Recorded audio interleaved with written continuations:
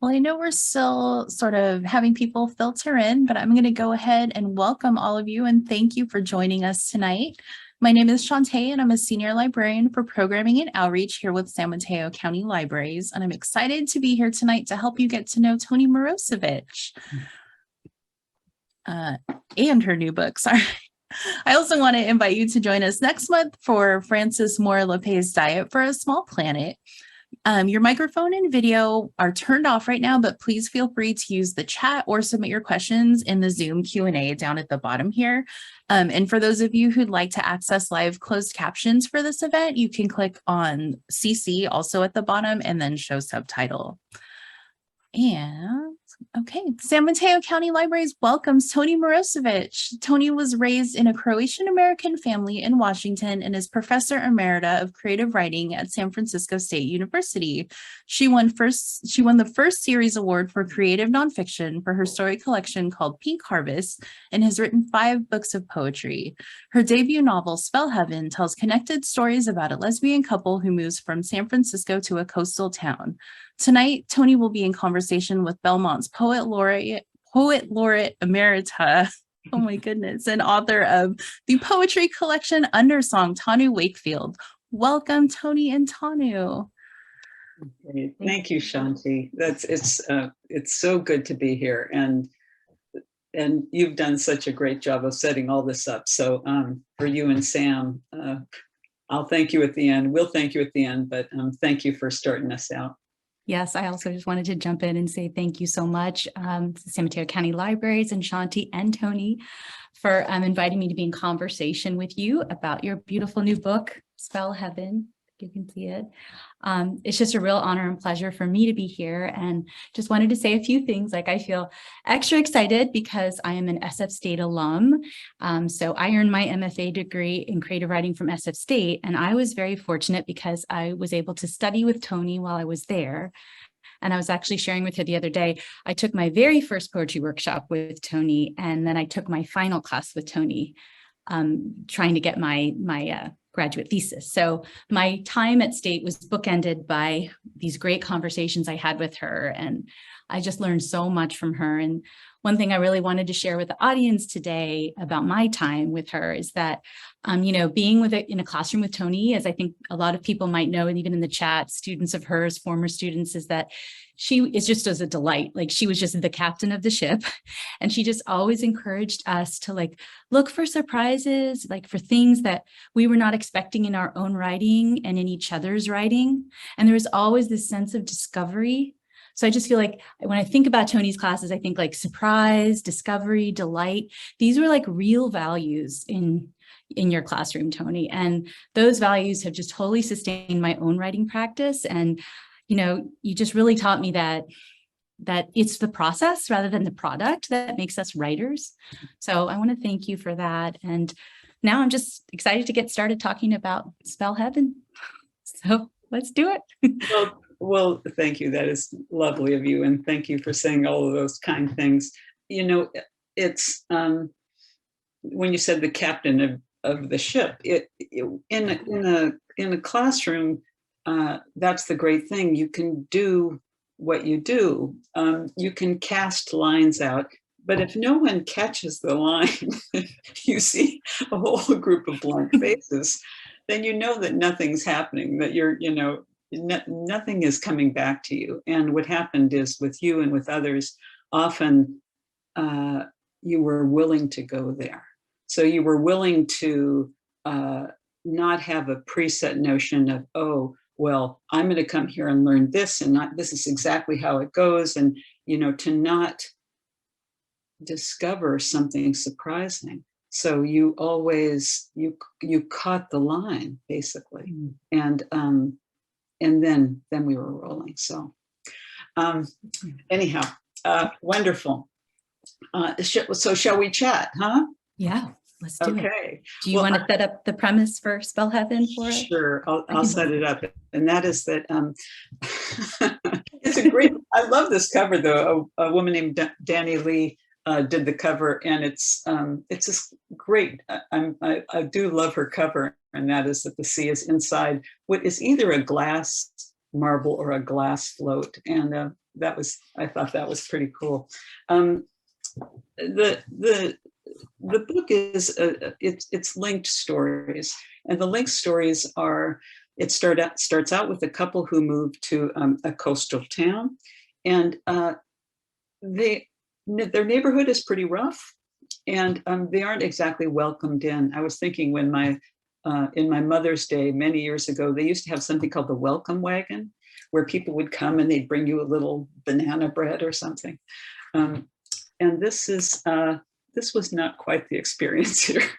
So the narrator in this couple, in fact, a woman comes over to the narrator when they move in and says, "I sure am glad a gay couple had the guts to move on this block." And so that gives you a little bit of the flavor. And the narrator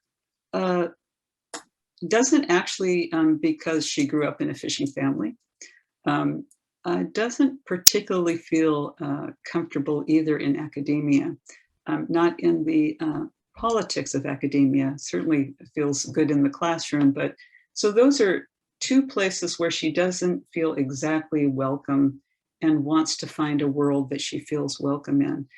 And so she goes to the sea. And the sea is the place where she knows it. She knows that it offers a kind of expansive feeling, and there might be a group of people down there or a community that is that has that same kind of openness to life on the sea, that is less interested in status and power and money. So she finds a community of outsiders. She starts to meet these individuals, and she has a little bit to learn because she's been kind of closed down a bit. And so she starts to meet those individuals one by one, and starts to find that she wants to be in with this. What I say is she wants to be in with this out crowd. Mm-hmm. One other quote, there's a quote at the start of the book, and then maybe that's the best way to put it. It's by C.D. Wright. "You will wake up in a dear yet unfamiliar place." And the thing is that it's an unfamiliar new world because she hasn't been to this place before, this coastal town, but it's dear and familiar because it's like the sea and the people she grew up with when she goes down to the sea. So a dear, it's like finding the familiar in the unfamiliar, if that makes any sense. So I'll stop there. Okay. That's wonderful. It's a wonderful introduction. And that kind of leads to my first question, which is about people that I think, it's like you described, there's just a rich cast of characters in Spell Heaven, and people who have read it or people who will read it, you're going to find there's just really rich encounters with the stranger and the neighbor. And, there's people like the Crab King and Kite Man and Tommy Bench, and just one of a kind people who are funny and also forlorn, and they have, scars of their own. And that's what I feel like happens with the narrator, in that she encounters them in that way. And one of the first things that was interesting to me in reading it too is that at first glance, this narrator makes assumptions about the people she encounters, like we all do. And I loved that acknowledgement, like we all make assumptions as we sort of visually take someone in. Yes. But then, and that's because she's new to this place, it's unfamiliar to her. But what I really love about it is as the stories unfold, she starts making connections and casting aside her assumptions and her judgments, and it kind of helps her. It's essential to her kind of growth, is what you start to realize at the end. And so, well, I don't want to be a spoiler about the end, but that's there, right? And so I guess I'm saying a lot, but my question to you is what inspired you, in light of the pandemic, in light of the fact that we're so politically divided right now and divisive, what led you to want to write a story about human connection in this way? Well, I think that it's always interesting to have some kind of search or some kind of mystery. And I think that narrator has lost something. She's become closed in. There's a woman that I used to see at the beach who she inspired the story Where People Are People. She wanted to go where people are people because she was closed in on herself. You saw her as she walked, she was like this. And the narrator needs to learn. She needs to be taught something. She needs to open up to individuals. She's kind of in academia become a bit closed.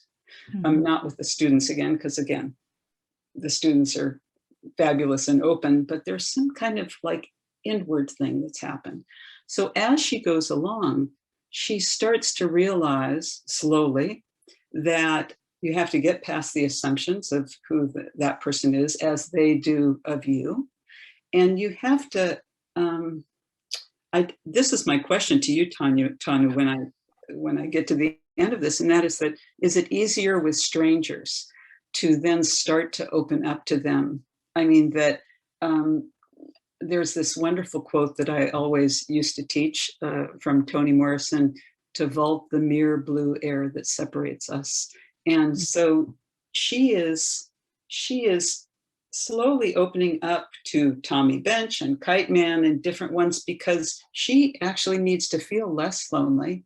She needs to feel connected. She's lost something of that human connection with others. It's critical.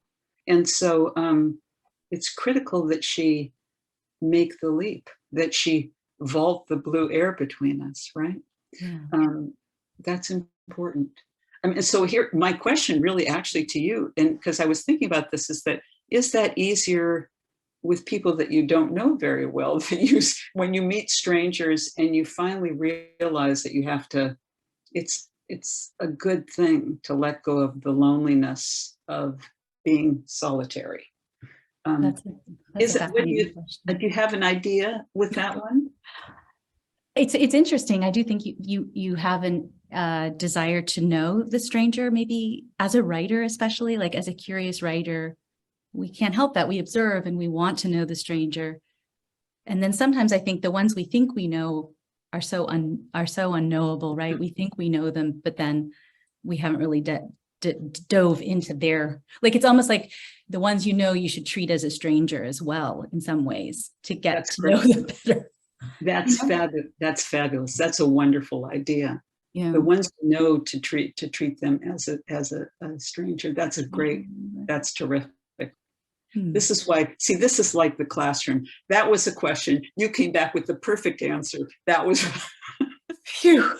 I wasn't expecting to be asked a question, but I got through it. Oh, great. But there is one other quote that I wrote down from Allie Smith, who I love her work, and she said, "Every hello, like every voice, holds its story ready and waiting."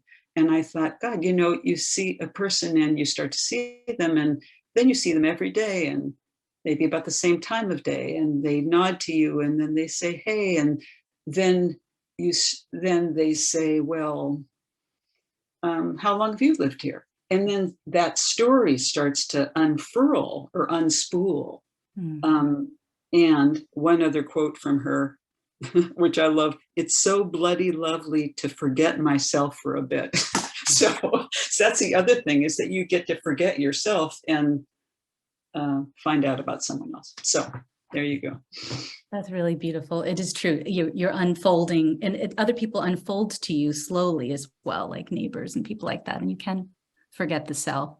Well, and also I feel like what I see in the stories about connecting is, that spiritual idea that it's you and me and we're sort of separate humans, but really we're all kind of potentially part of one thing, energy. But it has been even more so such a challenge during this time as during the pandemic for lots of reasons that we've closed in that way. So maybe this desire for connection is even stronger now. I think so. Yeah. I mean, I certainly felt it while reading it too, like, wow, when the pandemic first started, you were kind of not slowing down to talk to your neighbors the way you did before. You had to have a little bit of reserve. So it was like delicious to just be reading about a narrator experiencing other strangers in the flesh, just because we haven't had that opportunity for a while, Exactly. It's very timely in that way. Yeah, exactly. Yeah. So, Would you want to read a section Um, of Spell Heaven for us? yes, you know, there's one of the other things that used to happen in the classroom was an idea about findings. Findings were prompts and writing things that you would, an idea or a line that you would throw out to young writers. And then they could start writing without thinking about story or without thinking about where is this going to go, just start to fall in. Mm-hmm. And the thing about the book, I think, is that she ends up, there's human beings, different characters that are part of that finding. She's finding this person and finding that person, but also that things wash up on the shore all the time. They just wash up, and floats and driftwood and anything that comes up that you've found can trigger memory or can trigger other things. So I'm going to read a short piece called This Once Bright Thing. Great. Just before dawn, before someone flips the switch, trips the circuit breaker, turns night into day, before light floods ashore, the sand is swept clean, blown clean, clear to the crumbs left on the carpet of what the cat tracked in, the sea dragged in. On some days, you can see the footprints of a solitary figure who trudged back and forth along the beach, though this morning there are no footprints, no trail to follow, no breadcrumbs or other leftovers, bony arms of driftwood, plastic bottles, a length of rope frayed at the end like a ragged wick. You too are frayed at the end of your rope, and you've come here to find something, anything. And if there's anything to see, you'll see it. You have an unobstructed view. And then, just when you're about to give up, to turn away, you spot something in the sand. But before you get near, before you take the first step, it's a guessing game. Is it a clear balloon, a discarded jar, a plastic container, a glass float? It looks transparent, something you can see through, a round window, a porthole, which triggers a flash. You were a child, and the neighborhood kid who mowed your grass left a clear glass jug full of gasoline on the back porch, the gas that made the lawnmower go. As the afternoon sun lowered in the sky, its rays glinted off the glass, struck at the right angle, caused a spark, a flame that licked the sides of the jug, carried up the invisible wick, found the porch, the wall of the house, blew through the back door, and came inside. Somewhere across town, fire alarms went off. Somewhere a fireman slid down a pole. And later, after the smoke cleared, a fireman took you up in his fatherly arms, for your own father was far away at sea, in the middle of all that water. Of no use out there, those waves would never make it to shore to put out this flame. As you near the object, you see it's not a jar, a bottle, a float. It's a light bulb in a shape you've never seen. Narrow at both ends, round in the middle, as if someone tried to blow up a balloon, lost heart, and stopped halfway. A tinkerer with the right tools could fit a tiny ship inside this bulb, could raise its sails. That ship could sail along that thin silver line of horizon, the filament, a line that looks as delicate as a spider's web. On the outside of the glass are free floaters, hitchhikers who held on, who came along for the ride, tiny mussels and threads of seaweed and spores, they held on. This object once cast that light onto the water. This fragile thing survived rough seas, was tossed about as we are tossed about. And how do we survive? How did this survive? This fragile glass, this once bright thing that glowed and glowed like memory glows and glows before it is snuffed out, before we forget. Here it is now. Pick it up. Hold it in your hands. Look inside. Is he still there? The fireman, still out there. The sea captain, still at the back door. Your mother calling you in from play. And what of the boy who cut the lawn? Look close. Can you see him now, mowing the grass, trudging back and forth, as the seas go back and forth, as you go back and forth, from the present to the past, to this moment, and through it all the waves continue, the day continues, through it all the morning light continues, bright and curved and sturdy as a flame. That's beautiful. So beautiful. The thing, Tanu, is that, as I've told you, that it's a fictionalized, these are fictionalized stories, but they were inspired by real events. So, we get to see the book. this is, That's awesome. this is the light bulb. That's the found object. Wow. Isn't it just the most amazing thing? I can't even, I just think it's kind of an amazing thing. I can't explain it. But again, the idea with any kind of finding is, well, now this thing pops up, or an individual pops up, a human being comes into your life, walking towards you, and you have to try to imagine, like, where did this come from? Mm-hmm. Where did they come from? Yeah. You know, that's the leap. Yes, the imagination is like, now what? Right. Right. Yeah.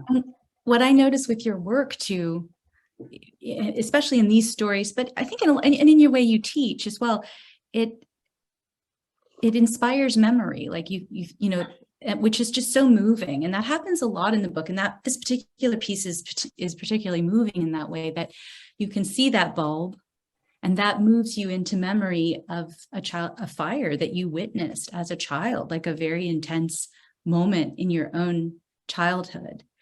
And then, you know, this is where I feel like I wanted to also ask about genre, because the way the beautiful layering of language and phrases, it's a rhythmic, poetic piece of writing, how we then land with so many memories happening all at once. You know, the fact that you can be on the ocean, but still be thinking of your mother and thinking of the firemen. And so I just had a question for you about memory and how you do that, because you really do it masterfully in your work and in these pieces where, you know, I'm remembering another story, where people are people. There's a moment where we dive into a memory, and then within that memory, we dive into another memory. And so then you're like, whoa, we're 3 memories down here in the layers of memory that this writer and this narrator is presenting to us. But then as the writer, Toni, you're able to reel us back out and get us back to the present moment.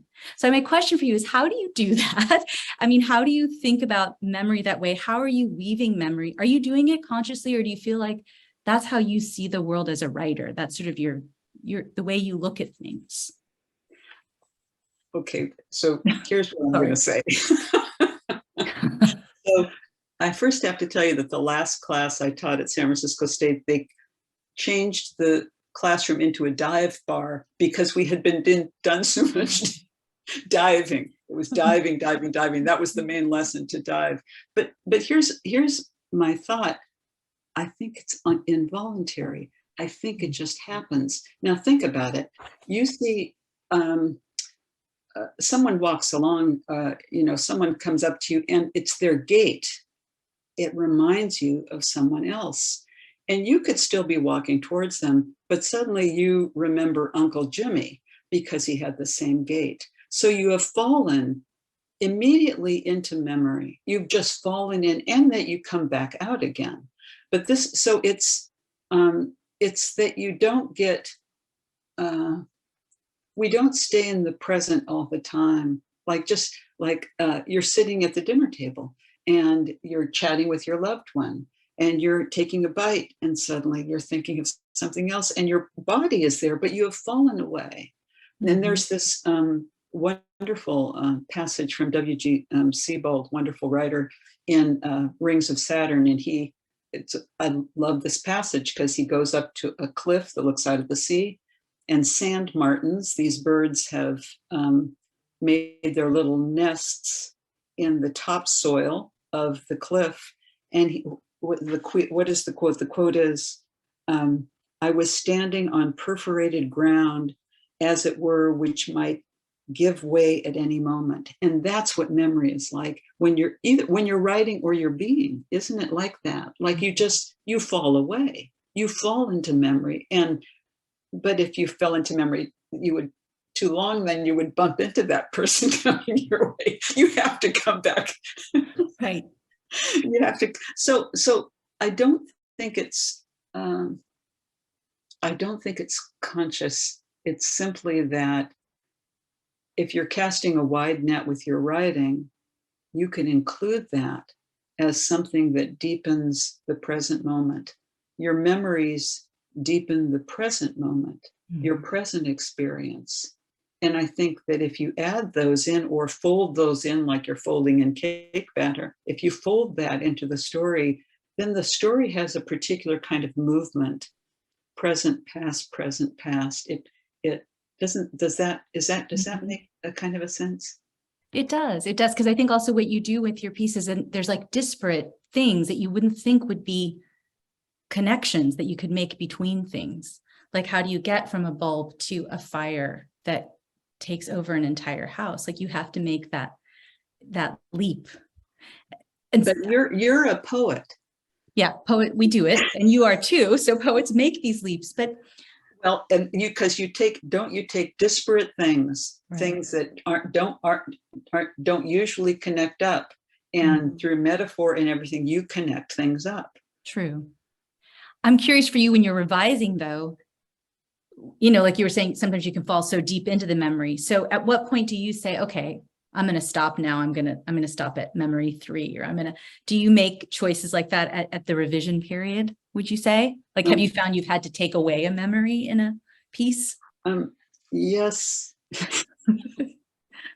If you've got 5 or 6 memories in a piece, you have gone way too far. There's a limit on how many you're allowed to have, right?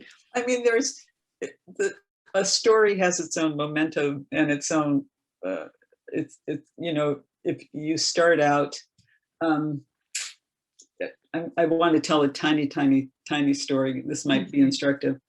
I was in the car waiting for my wife, who was going into a farmer's market. And I was in the car with the dogs waiting, okay? So there's 2 men who drive up, maybe a little younger than me, but kind of oldish. And they park their car. One guy gets out of the passenger side. The driver gets out of the driver's side, and I hear him lock the car. But then he walks and he doesn't know if he's locked it. And he goes back to lock it again. And then as they're walking away, the other man just puts his hand on the driver's shoulder. It's a beautiful moment. It's just a moment. The story could be, where have you seen that kind of lovely gesture before? That could remind you of a memory. Or you could think, well, where are they going now? What are they going to buy at the market? Or is one man having a hard time with his memory, and that's why the other man gave him a gentle pat? I mean, all of that is possible, right? But if you start to go too wild about, well, I remember when, 16 times someone patted me on the shoulder, then you know that the story is bogging down. Yeah. So that's really interesting. I think, the simultaneity of time is there too, that like memory helps you be in many different places at once, like Toni in the multiverse. That's pretty cool. I think. Do a quick time check here. We're at 6:30. I have a couple of other questions, and then Toni, did you want to read a little more as well? I have one more little section to read. Maybe I should read that, and then we'll end with a couple questions. The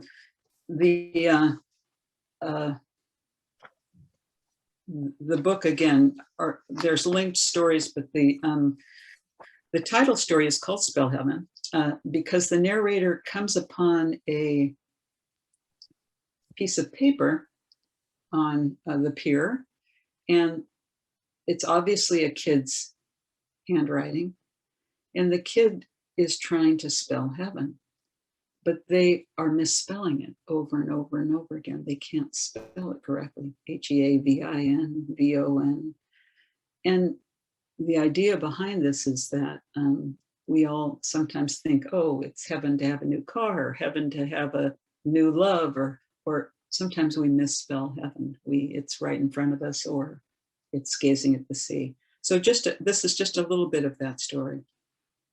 When you're lost and looking for a sign, an omen, a clue, when the wishbone pull doesn't yield the lucky stem, when you no longer believe in heaven or hell, past lives or future, yet still hope for a hint, some shred of evidence, a piece of shining raiment, a lucky card that blows your way, offering something, a way forward, an escape plan.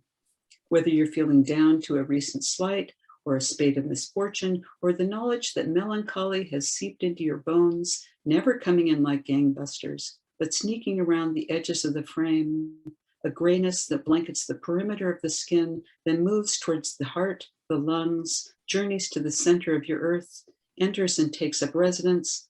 Then it's down to the sea for a walk to the sea, the cure-all, the end-all. And I've grown tired of stasis. I'm looking for something to lift me. I want the catch to end all catches. In each day, like faith, still here. The pier, the sea, only out here, no worry to tie. Only out here, no worry to bind. Something urges me forward, as if toward some faint memory there just beyond my reach. And just like that, I'm on. I take the first step on board, can feel the sway of the waves beneath me. This is as close as I'll get to the captain's day, suspended above the ocean. Every day the pier crew casts off and casts out and then waits and waits. It's possible, isn't it? Tell me it is. You can have a life where whatever you catch brings you joy. Walking down the pier, I see empty bucket after empty bucket. Notice there's not one bent pole trembling from a tug on the line. Nothing's biting. I pass a guy leaning against the railing, having a smoke, sleepy-eyed, down in the mouth, with nothing to show for the morning's efforts. Hey there, I say, good luck today. He gives me a go-to-hell look and goes back to his smoke. I don't know why, but right then, I decide to tell everyone out there, with their crab nets dangling and their shopping carts full of bait, with their coffee cups straining and their boom boxes blasting, good luck, as if that'll make a difference. As if saying those words into the air will confer luck, just saying those two words. One after another, to every person, group, couple, family, extended or not, traditional or loosely configured, again and again, I say it, good luck, good luck. Let today be a good one. Maybe those out here are wishing for something more, to leave yesterday's trials or old hurts, the bitter work battle, the fight with the crummy neighbor over an overgrown hedge. Maybe they too want better times for themselves and for their loved ones. Are they hoping, as I am now hoping, that if we say it enough, if we repeat and repeat and repeat those words, if we say them with sincerity and conviction and an open heart, something might be different this time out. Oh, let it be different.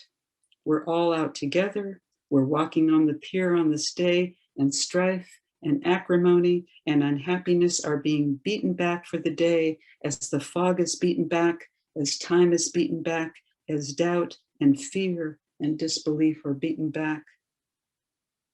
It doesn't cost anything to wish someone good luck. It doesn't take a pound of flesh or require belief or become a question of whether or not this will do the unlucky any good. Don't I want that for myself and for others? Some luck, some uptick of good fortune, a tug on the line, a tug on the heart. That's nice. I love that story. It's such a beautiful story, completely moving, and it kind of leads to my question. I have a question about place, because this story really, you sort of emblemized it by reading it aloud. The rhythm is so like the beach. It's like the ocean. It's like a wave set. And I think, yeah, my question for you is, could you talk a little bit about place? I mean, you've set this beautiful collection of stories in a coastal town. And I started to realize at the end of the collection as well that the ocean itself is a character in the book, and an unknowable character in the ways that I think a lot of the other characters are knowable and also unknowable. So I'm wondering if you could talk to us a little about just your connection to the sea and why this setting. Yes. I grew up in Everett, Washington. And again, my father was a fishing boat captain. We had a boat, and I spent a lot of time on the dock looking out at the bay and the sea. It's, to me, I never, ever, ever tire of it. And I'm lucky enough to live in Pacifica so that I can see it every day. So there's something about not just, as you say, that kind of rhythmic, wonderful quality. It's, I don't think this is any new thought, but, as the waves come in, it's line after line after line after line. It's, even the sea is poetic. It just, it's writing its own poem over and over and over again. But I do find that it's, when I'm down there and the people that I talk to, and the people this narrator talks to, I don't want to overuse the word magical. I just want to say that it opens one up. It's so stunningly beautiful in fog or sun. It's, and I think because again, lucky enough to live by the sea my entire life, down in San Pedro, another fishing community up here, I've always been by the water. So the water and the ocean, I think you're right. It has a character in that. There's another way to put it. The narrator is at sea with her life. She's at sea. She's lost a little bit. She's lost some kind of connection. So she's at sea and she wants to go to the sea. It's all, Tanu, it's all over the place. Yeah. That's what's beautiful about it. I mean, when you say magical too, like I remember reading Spell Heaven, that particular story, and saying there's like incantation going on here. It's very incantatory the way you, and then spell, like it's casting a spell too. It's not just spelling heaven, I didn't even think of that. That's good. I thought of that once. It's really wonderful. My goodness. I have a lot of other questions, but I think we're almost at 6:40. So I feel like I should, maybe I'm going to read some questions from the Q&A panel here and allow you to answer some of these, Toni, from different people. So, and I know this first questioner, Leslie Beach. Hi, Leslie. Her question is, I love how life practices and writing practices intertwine in this book. How have you both shifted in the last 2 or 3 years? Like, how do life practices change your writing practice and vice versa these days? Does that make, how have both shifted in the last 2 or 3 years for you, your writing and life practice? Well, part of what has happened is that I retired from San Francisco State and retired from teaching. And again, I always say this, and it's true, it's really true. To be fortunate enough to retire is a huge thing, especially in my family, with my family history. So it's a big deal.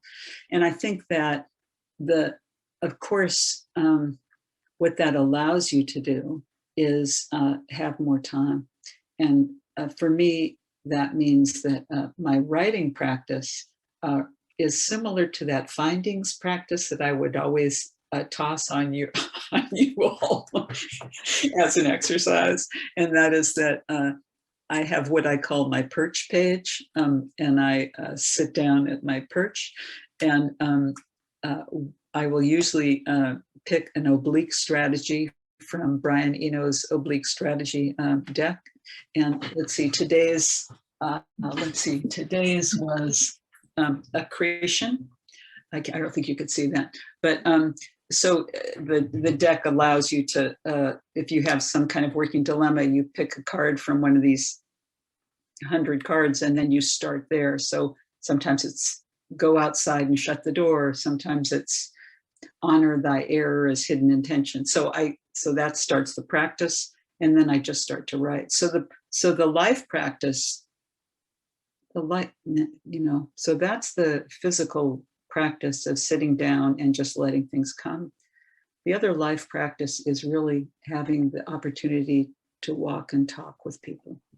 Like to talk this morning to an Irish nurse, Mary, who's about to turn 80 in 7 days, and to be able to chat with her, that's what you call a life practice. Or to see Flavie, another woman down there, Flavia, and she's washing her car, and to be able to say, hey, I have a car 3 doors up. Can you wash that one too? I mean, that's a life. That's what I'm talking about. Is the life practices, these very small daily chance encounters that therefore might get a story going. Does that make sense? Absolutely. I love that too. And that community can feed your writing. Being in community feeds your writing. I think that is wonderful and makes it feel less lonely. It does. And it's, and I was talking to a friend the other day. I said, I don't know why I'd taken the dog to the beach and I had seen 3 different people and they were short encounters. I couldn't understand why that lifted me so much. They were small. They weren't deep discussions about life. They were small encounters. They were little human touchstones. And it was like, and then I came and wrote about that. I couldn't figure it out. Why would something so simple make you feel so happy? Sort of the connection. That's really interesting. I'm going to go through here in the QA. There's another question from Anne Galjour. She says, stunning. Thank you, Toni. But she hasn't read the book yet, but I think she's asking maybe about the first piece you read, but I think it's in the second piece too. Did this section come out in second person first, or did you play with other voices? I noticed that too. I think both were in second person, both pieces that you read. That's a good. Tell us about second person. There's a wonderful book that I used to teach all the time by Jamaica Kincaid called A Small Place. Okay. And it was all in second person. And I was always so enthralled with that book. So the pieces I read, there's a lot of first person in here. And I think that the pieces that are a bit more rhythmic and poetic come out in second. And I think it makes me feel, I don't know, maybe it makes me feel it's more intimate in some way. It's closer to me for some reason. It's the you that makes me feel closer to what I've written and what I hope is getting across. I don't have a very good answer to that one. It's just simply, it happens on occasion. And again, I think it happens involuntarily. It's kind of like one falls into and you know what you're thinking when suddenly you're using that second person. I don't know. How does it work for you? Well, I was just going to say, I think that's it. It's you're talking to yourself a little bit when you start to say you. So you're sort of having a conversation with yourself, but there's something about that that's so intimate because you're able to draw the other person in. You're able to draw the reader in with that you. So, it is a unique perspective. But I don't think that, or at least for me, I'm not, I don't know how other writers do it. I'm not thinking about the reader when I write. I never am thinking about the reader. So I don't think that it's usually like a strategy to draw them in. It's like that's how it came out. Oh, interesting. But I think it can be a strategy if you're that conscious and you're thinking, oh, this is something that's really going to be useful. Yeah. What does Anne think? She'll have to type it up, I think. Or let me move on. Well, there's an interesting question here from Vaughn Harrison that's kind of related because we're just talking about poetry. And he says, what if you had written your stories in poetry format, line by line, because they sound like poetry? So I'm curious what your thoughts are on that, your response. I know that in my studying with you, Toni, we've talked a lot about genres being very blurred in terms of writing. Like writing is writing. These ideas of this is fiction, this is creative nonfiction, this is poetry are not always the most useful Yeah. ways to define writing. So Yeah. You know, I think someone has mentioned this about certainly passages in the book. There are stories that feel very story-like. This happens and this happens and this happens. But I've been a poet for many, many years as well. And I used to talk to people about this idea of the bag of needments, that the poets who started to write prose, actually, they took along with them all the things that they learned as poets, and it just got into the prose. So that I can't not write rhythmic passages where the images keep tumbling over each other, because that's what I did. Now, the story, when people have been story writers, I've often noticed when they start to write poetry, sometimes they bring the fictional elements of a small story and character and scene and everything into their poems. So I think that it's really interesting. I think some of this could be written in lines, definitely, but yeah, I wanted to write some stories. well, yeah, I mean, along those lines, Sarah Bardine asks here, Toni, what was it like to shift from poetry to fiction? Was that a challenge for you, or when was the moment that that happened for you, or did it just sort of evolve? Yeah, I think, I had written 5 books of poetry, and then wrote a nonfiction collection called Pink Harvest. And Pink Harvest very much was creative nonfiction, what I like to call nonfiction stories. So I think that was the hinge. That was the time when I started to shift and write a bit more with stories. And I think also I come from, my grandparents are from the old country, from Croatia. They almost primarily only spoke Croatian, but I could get that they were oral storytellers. So some of the storytelling tradition is also just comes along. And I think that that's also in here too. So I always wanted to encourage people to try different genres, see what did your voice expand, or did something different happen when you went from poetry to and just tried writing a story? Can you widen the net some? So this is part of my widening the net, let me try this. Let's try something new. Let's go long. Do you think you'll return to poetry, or do you feel like you're in a different element now that you want to continue to explore? I think those perch pages, I think that my desire is that I would, like you had said, see genre as very fluid, and that I could write stories and poems and just jot things down and let all of that happen, and not prefix it. Not say, I'm going to sit down, I'm going to write a poetry, I'm going to sit down, I'm writing a novella, I'm going to sit down and write a poem. What happens if you just,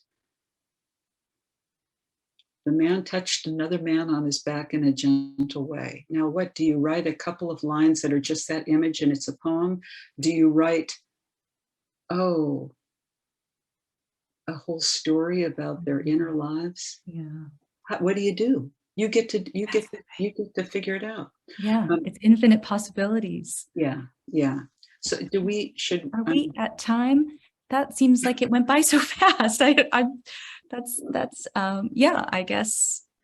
Well, we've got a little more. We've got a few more minutes, I believe. Are there any other questions anybody has that they want to type into the Q&A? I have some questions still that I can ask. I want to give a minute or two for that. One of my questions then to you, Toni, is, do you have a favorite story in the collection?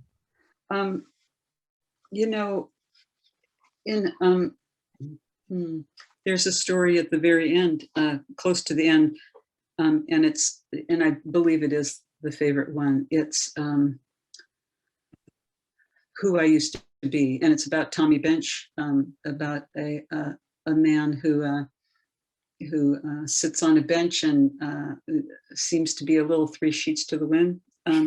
But it turns out that he had a life and before this, and he wants to let the narrator know that this is who he used to be. And I used to be, as you know, a truck driver and an attic insulator and did a lot of physical work. You, I'm sure, had many other lives before this. So the idea behind that is that, and that comes to like debunking assumptions again, where we've lived many lives, we've been different people as we go along, and who we used to be is still tucked in here. So that's why it's useful to dig a little deeper with people and find out who they used to be and who they are now. So that's my favorite. I think that's my favorite story. Wonderful. That's great. Yeah. That actually makes me think about that one other, it's a bigger question, time is short, but about class and work, because that was a fascinating aspect of this book to me. And I would think for other readers too, like, how do you think that you set out consciously to talk about those issues? I mean, here's a narrator who grew up in a fishing town. Her father was a fisherman, so came from a certain background, then finds herself in academia and doesn't necessarily feel a part of that class. But then she comes to this coastal town and doesn't necessarily feel that she's completely connected with the people who are there of that class, the blue collar worker, the fisherman, the person on the pier, the person struggling with addiction, or the person not working at all. And so I just found the narrator had this interesting vantage point because they had and they had straddled two different classes, I guess you could say, and had so many different work life experiences. So I'm wondering what your thoughts are about that and how that bled into the book. Yeah, I think straddling is a very good way to say it. In that, you know, I came from an uneducated family. My mother went to 7th grade. My father went to 3rd. I end up in academia. That's a very, very strange leap in terms of the family history. And the narrator in these stories, I think you've just touched on something that's kind of interesting, and that is that if you're in the middle and you don't feel like part of who you were, and here you are in another different world where you've jumped classes, or it's disconcerting. And at the same time, you're viewing both the past and the present in a way that is just very observant of when people appear entitled, or observant when people feel unentitled. So that's I know a lot of people, friends and other people, who have done this shifting of classes, and it's again, it's a surprising place to be. Right.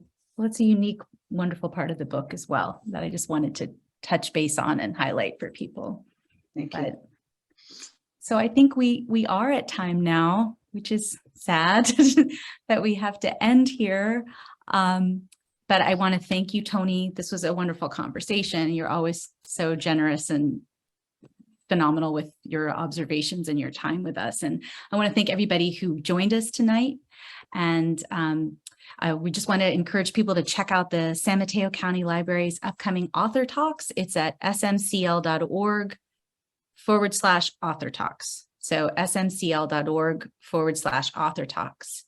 And we'd appreciate it too if you could tell us how SMCL did with this program at smcl.org/rate this event. Okay, everybody. Well, hold on. Have a good night. I want to thank Shanti, who did so much work in putting this together, and was so kind in answering questions and setting it up. And Sam, I know you're back there. There you are. There you are. And Sam, if you want to show your face or not, but thank you for so much for helping record and do all of the things to there you are, to getting this going. And Tanu, just an extraordinary a gift to talk to you. So Same here.